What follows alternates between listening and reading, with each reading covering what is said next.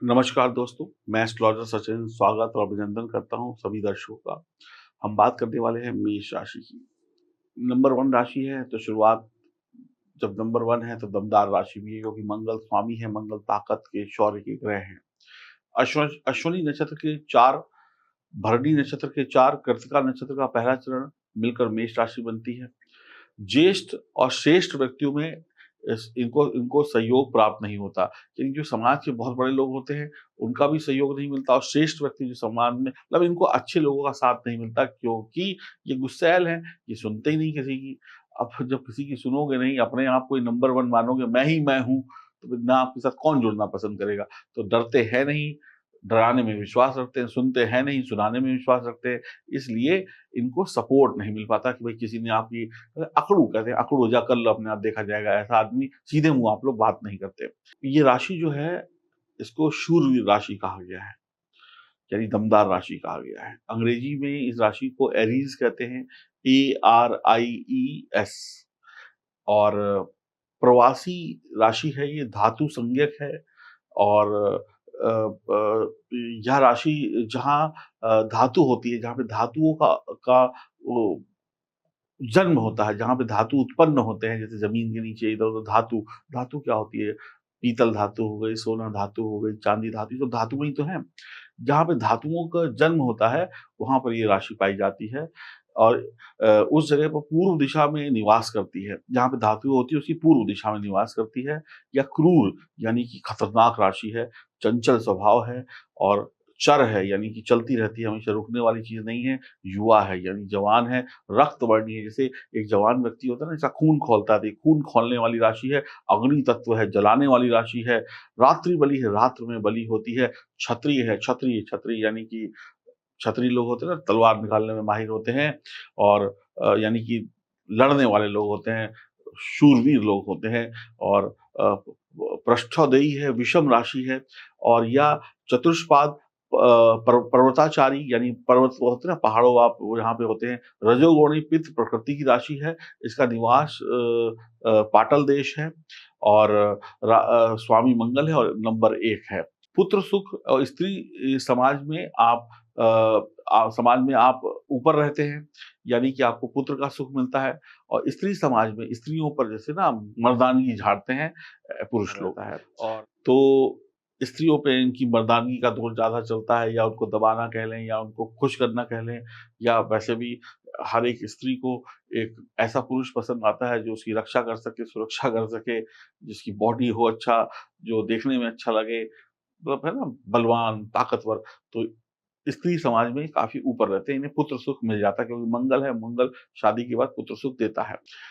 शरीर की जो हड्डियाँ होती हैं, हमारे शरीर में जो हड्डियाँ हैं, ये उसको दिखाती है। चेहरा जो हमारा फेस है उसको दिखाती है। मस्तिष्क जो दिमाग है, स्नायु पर भी इस राशि का प्रभाव रहता है। इसके अलावा मेढ़ी मेढ़ी या मेढ़ी के ऊन से बने कपड़े, वो क्या होते हैं जो जो एक जानवर होता है, बकरी जैसा दिखता है, भेड़ भेड़ के जो खाल से जो निकालते हैं, ऊन निकलती है, वो जो कपड़े होते हैं वो। और लाल रंग के जो चीज़ें होती हैं, जैसे राई, मसूर दाल, रक्त चंदन, लाल गेहूँ, बहुत सारी औषधियाँ लाल रंग की होती हैं, तांबा लाल होता है, सोना, लोहा, मशीनरी जो होती है जो लाल रंग की, ये सब राशि के अधिकार में आती हैं।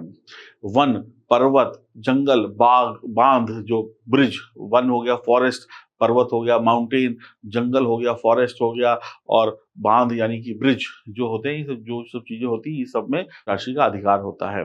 पानी से इनको डर लगता है।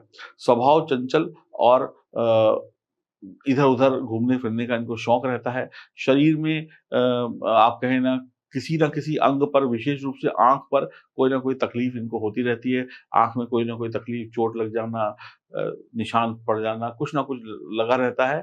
यानी कटना, भई लड़ाई झगड़े वाले हैं ना, कहीं यहाँ लड़ाई हुई, बचपन में हो गई, गिर गए, जोश में नहीं चलना, गिर गए, फिसल गए, तो कहीं न कहीं शरीर में कटेगे, जलेगे, फटेगे, निशान कहीं न कहीं लगे रहते हैं।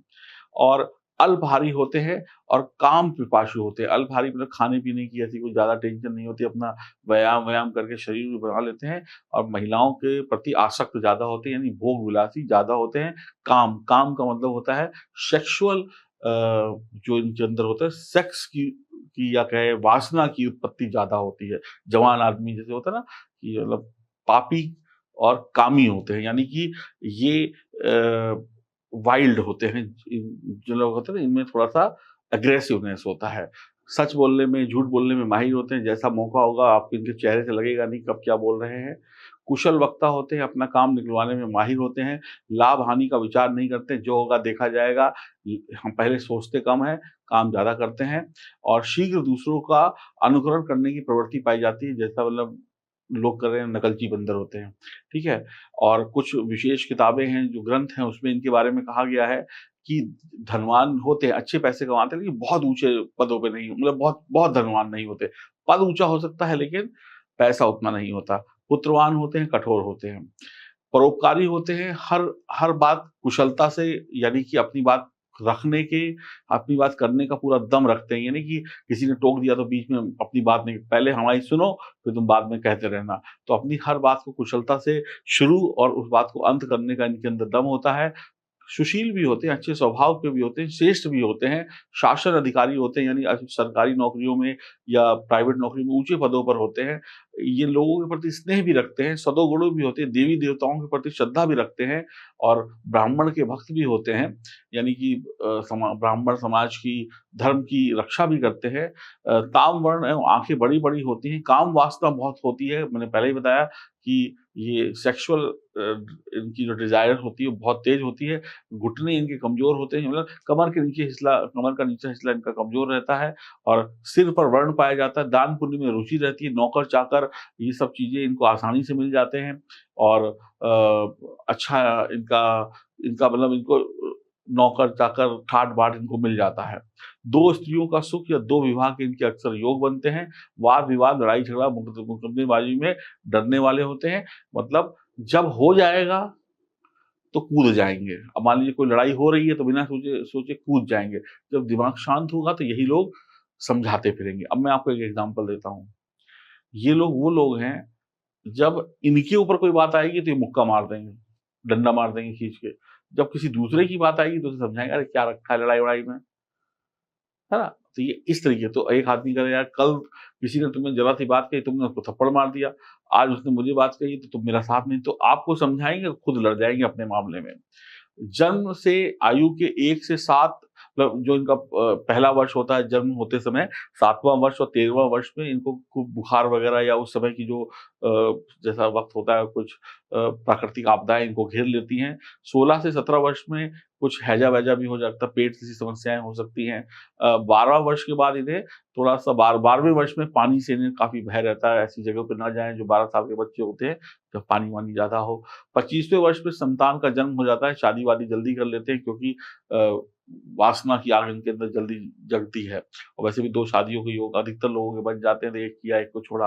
आयु के 32वें वर्ष में शस्त्र या किसी दुर्घटना या किसी चीज़ में से जख्म या ऑपरेशन वगैरह होने के चांस हो जाते हैं। अपने काम की ये स्वयं प्रशंसा करते हैं, कोई करे या ना करे, अपनी पीठ खुद ही थपथपा लेते हैं। देश-विदेश में घूमने की इच्छा रखते हैं, तेज़ी से चलने की आदत होती है।